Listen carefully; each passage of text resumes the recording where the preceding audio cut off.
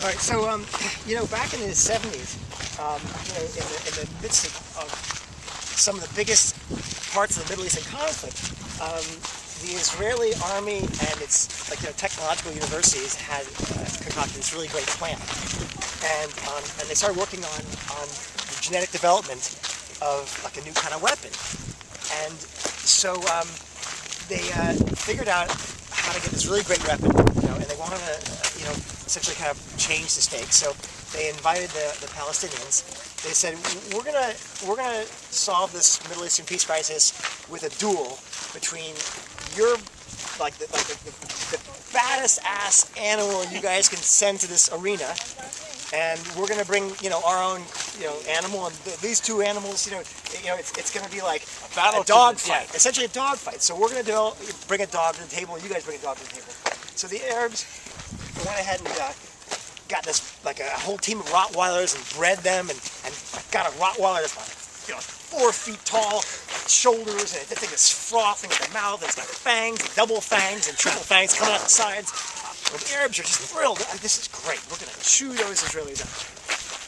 And so they met out in the Judean hills, out near Jericho, and they had this big area cleared off, and Jordan army and Syrians, they're all there, and they bring this big van up and take the bolt off the back because it's the van shifting and shaking, Then out pops 3 men have to hold this Rottweiler, and they got leather straps and chains, and Rottweiler. And so the Israelis come up in this little VW bus and open the door up, and out comes this little wiener dog.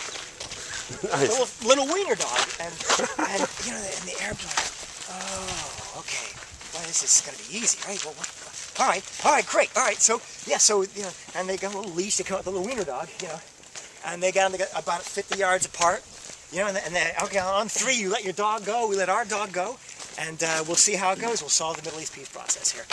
So 1, 2, 3, and the Arabs let the Rottweiler go. He's going in the middle. And the Jaime puts his little leash down and unhooks it, and the little wiener dogs come out to them. They're all coming at each other, and they're getting closer. And everyone's like, "Oh my God!" It's like they're getting closer and closer and closer. And the Rottweiler is thinking, "Oh, one bite."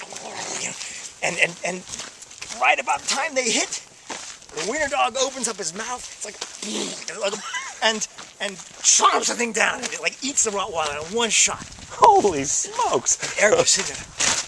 Jaws drop open. The wiener dog's got this big stuffed belly, and the guy goes and hooks up the leash and brings it back to the van. And the Arab's like, I don't understand. Wow, we were working on this species. What is it that you did? He says, well, while you guys were working on your attack dogs, we figured out how to crossbreed a wiener dog with a crocodile. A wiener dog with a crocodile. That's great.